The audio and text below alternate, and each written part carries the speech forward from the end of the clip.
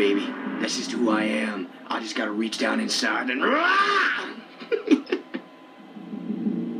Well, you know, sometimes I just get a little angry.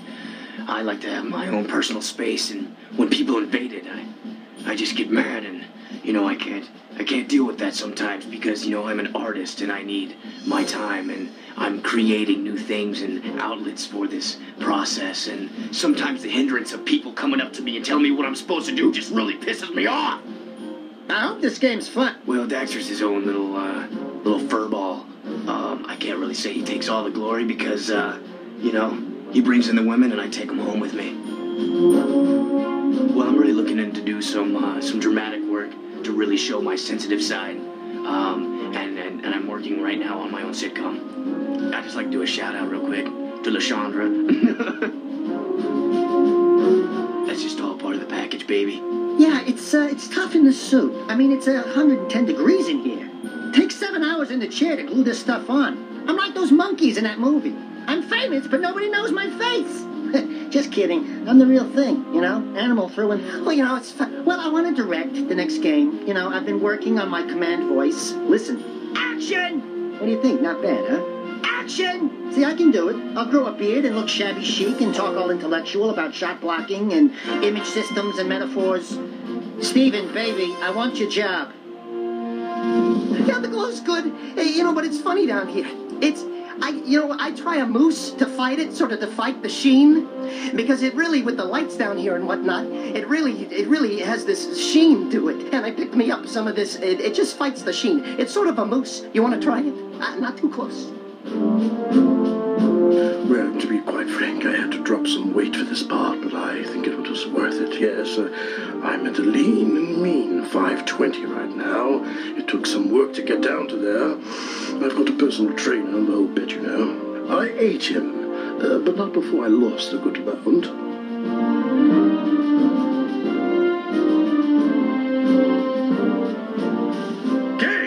Games are for wimps. Get out in the real world. It's called the sun, that round bright thing in the sky. Jeez.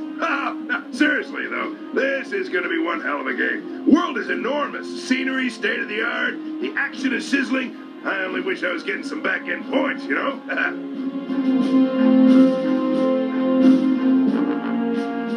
Well, you know, sometimes I just get a little angry.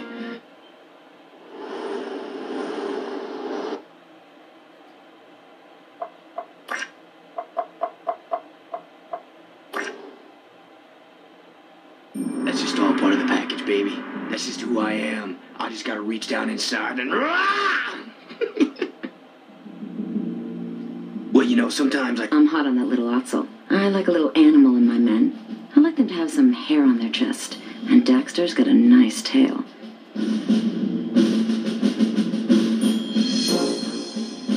I hope this game's fun. I mean, I do my part. I'm practically carrying the whole thing, you know. The next game should be called Orange Lightning Strikes Again. Orange Lightning Strikes Twice. You know, I think we should branch out. Shouldn't just feel completely anchored to the whole adventure genre. You know, I think we should be branching out. I got the moves. You want me to feather you upside the head? I'll do it.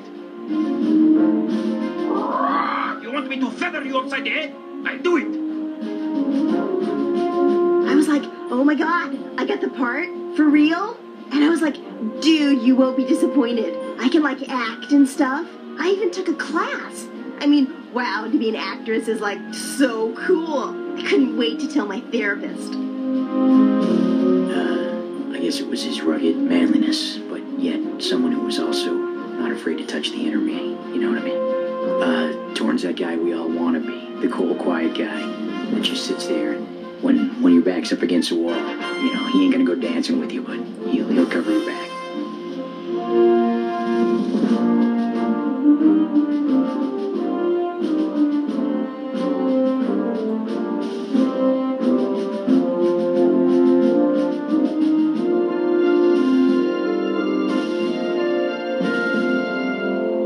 Well, Daxter's his own little,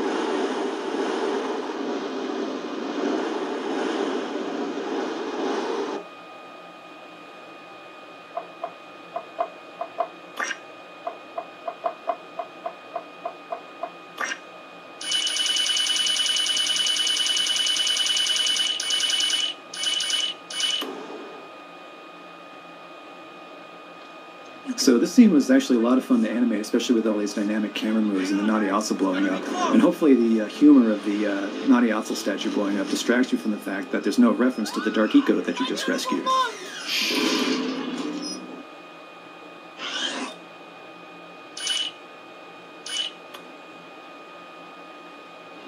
Okay, on this scene, I tried to do a little different entrance. I was getting tired of Jack and Dax walking in with Dax on his shoulder, same time, every scene. So I thought it'd be fun if Dax just kind of came flying in and grabbed Tess. Now it was kind of fun to see her kind of go off and about her little fantasy world, and Dax is playing along with it. Hopefully I got to get the sense of get Jack's annoyance with the whole situation. But this is where we get into the meat of the scene, and they get to go on their gun course. Try it out.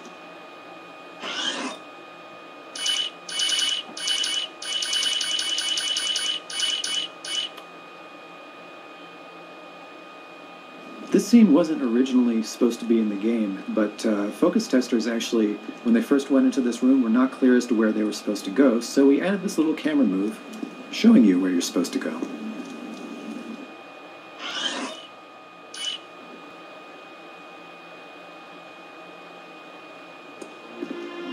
This scene is leading Jack out into sort of an adventure to go catch some lizards. One of the things that's really interesting about cinematics in video games is really they have to do triple duty. You have, obviously, first and foremost, we want to entertain. We want people to be excited by what they're watching, and it should be funny if we can help ourselves. But also, we want to move the plot forward, so it has to have some reasonably expository stuff telling the player how this the story is moving and the arc is moving. But third and foremost, and obviously probably the most important, is we want to tell the player what to do. So basically, in a very short amount of time, we're trying to do quite a bit of stuff to make the scenes actually work as we write them and as we record them and of course animate them, trying to emphasize important pieces. So this is an example of him being sent out, and it goes through a whole sequence, and this is where Deimos for the first time is really kind of reacting to Jack as a father in the sense. He's almost like trying to take him under his wing. There are some strong paternal instincts going on here, and it's very new to Jack, something he hasn't felt before. So,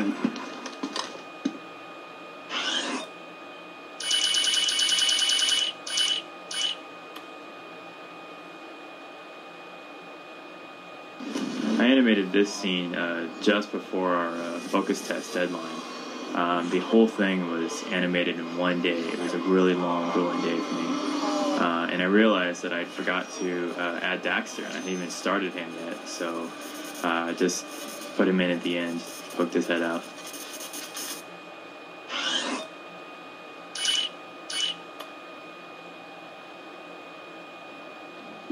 This is the first scene I did in the game. I think Torn is actually one of the hardest characters to animate. The way he comes across is very cool, calm, and collected, and but occasionally he'll let out a little aggression or some anger of some sort, and I think those are one of the more exciting times with him.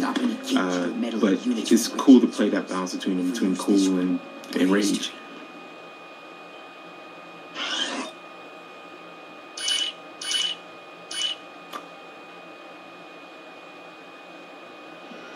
This is the first time that we actually get to see Cyber Arrow. He's alluded to a lot in the game, and this is the first time you see his full body. He's the most detailed character we have in this game. He's 20,000 polygons, which I've heard is 10 times more polygons than a full screen of a PS1 game. All the animators are really drooling over getting to animate this guy, so I was really fortunate to be able to work on him during his big I'm gonna kill the world scene. The voice actor went really over the top with this scene, and so I was able to just push all of his action as far as I could. I did all the animation before they added the voice effect on him, and that really punched it up even more. And after all the exaggerated motions I did, the one thing that left the biggest impression is boink, this little finger thing right there.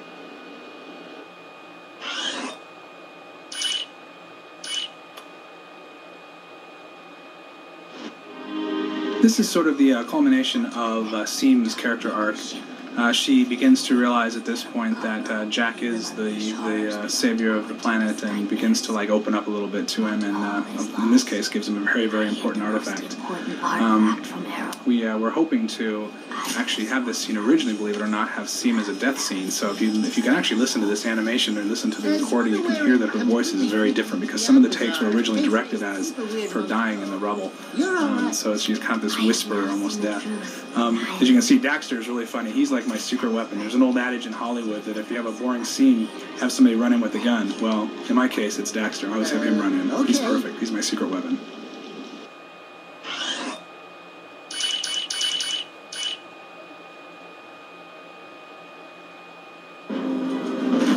Here's another giant terraformer scene. This one was really dramatic and it was a lot of fun to do. I was able to take some of the animation that I did from the in-game terraformer sequence and actually give it a different angle. You usually get to look down on it during the game, and this was cool to be able to like look up at it and really see the scope of this thing.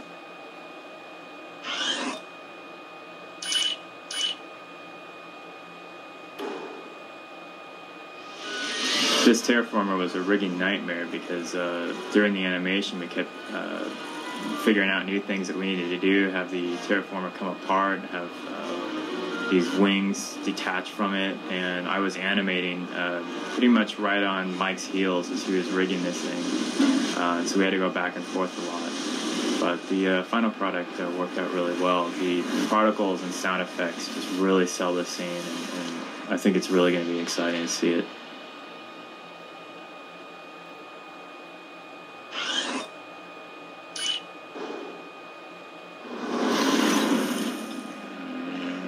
In all these scenes, I had to fake the camera a bit and fake the area of the desert so that you don't know exactly where he falls, because this could happen at any point during the gameplay.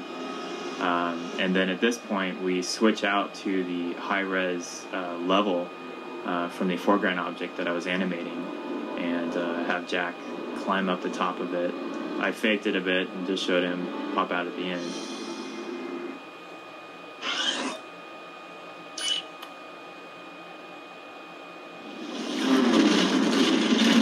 Got to give props here to Troy Adam for his kick-ass particle work with the wall of sand. This scene had an alternate version. We needed to show some sort of connection between Ashlyn and Jack at the end, and this one here was the original idea, which came up between a bunch of us, and there was another alternate that Neil, I kid you not, Druckmann came up with, where Ashlyn pulls down Jack's scarf. And it was a little more intimate, but this version works just as well.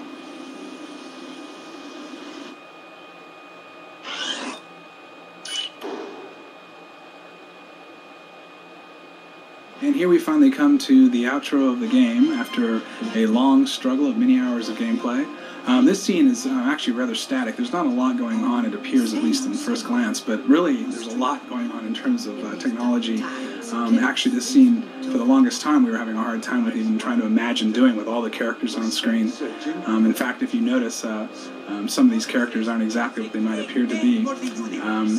Kira, for instance, and Torn, if you actually watch them, if you notice, you'll pay attention, they're hardly moving at all, because basically the models were simplified to only have one joint of animation to minimize the streaming data, because we just couldn't have this many characters on screen at one time. And also, as you can see, the Otzels, the precursors, they actually have environment mapping on them, and it causes a lot of problems in the DMA memory to have this much stuff environment mapped on screen. So this scene, as simple as it looks in terms of actual action, is incredibly complex. So here we go, watching these people sort of wrap up their little story here. Jack's about to leave and do his thing. There's really kind of a funny point that actually, up until the very last minute, we thought Jack was going to get on the precursor ship and blast off into space for parts unknown, until we kind of talked about it, and Evan Wells had a good point that he thought, well, you know what, actually we should do is we should ellipse back to the beginning of the game and have Jack change his mind just like Daxter did in the opening scene, when suddenly when the dust clears, Daxter's there waiting with Jack because they're inseparable, and of course Jack is as well. So it was a nice circular storytelling idea, and it ended up being perfect. Finally, Daxter gets his payoff here. He's been talking about pants for 2 games. He finally gets his pants, thank goodness. And this crazy precursor seems to want to turn everybody into a precursor, so he's a little trigger happy, isn't he? We get used to it. So here we see that Tess gets turned into a precursor also as well, and so Daxter finally gets to get his little girlfriend, which is something we've been dancing around with for a while here, what we're going to do with this problem. And they're right. Here we see Jack and the precursors getting ready to leave. As you can see, Viger turned into a precursor, has kind of gotten his comeuppance too, and now he and Cleaver are going to be together, which opens up a lot of possibilities for the future in stories. Can you imagine these two together, trying to rule the world? The stupid guy and the smart guy? So, are you ready? Now Jack's really kind of getting his last moment of truth, where he's being asked to go off and become this great superhero. And so this is how we end our tale after 5 years of storytelling and gameplay. We kind of wrapped up this whole experience in the universe, and but you know, Jack and Daxter are inseparable. They're too good together. So With all our adventures, you wouldn't last. This is keeping true to the franchise as well. And you have every scene we've got to end with Daxter just getting his punchline, getting his last moment and his last laugh. So after 3 great adventures, yeah, I think life is good.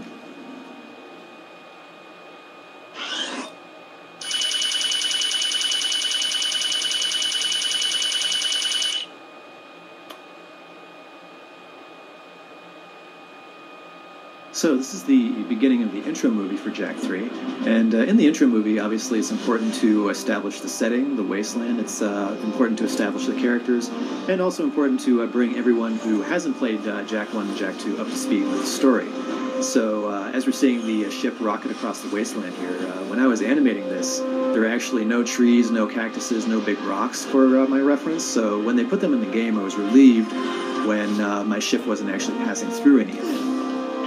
Now this guy Viger, he's one of the new characters. He's the main villain of the piece. And what's interesting about Viger is we're always trying to refine the work that we do, and we did his facial animation system slightly differently than we've done in the past, and it actually worked out very well, so that all the new characters in this game use the new facial animation system. So let's see, we got our favorite feathered friend Pecker coming in here, the half-monkey, half-bird character, and dropping in right behind him a second later is Daxter, who's always trying to upstage him. One of the things we tried to play up in this game that we had a lot of fun with in Jak 2 is the rivalry between Pecker and Daxter, you know, the two cute animal mascots, and so we really sort of pushed that in this game. We got Ashlyn sashaying with her sexy walk right up there, and you're about to see something that looks very simple, Ashlyn putting something into Jack's hand and sliding her fingers off, but in fact doing moves like that, passing things back and forth between characters, takes a while. That little thing there took me a couple of hours. Now as the ship flies away and leaves a big dust cloud in its wake and dissipates to reveal Daxter and Pecker, one of the interesting things is the effects animations such as fire and smoke and dust is all done later by our effects animators. What we do is we simply place a little node in the scene to say, here, put a dust cloud here, or put a flaming ball of fire here, and they all take care of that much later on. So we don't actually get to see it until it's in the game. And here they all are walking into the desert.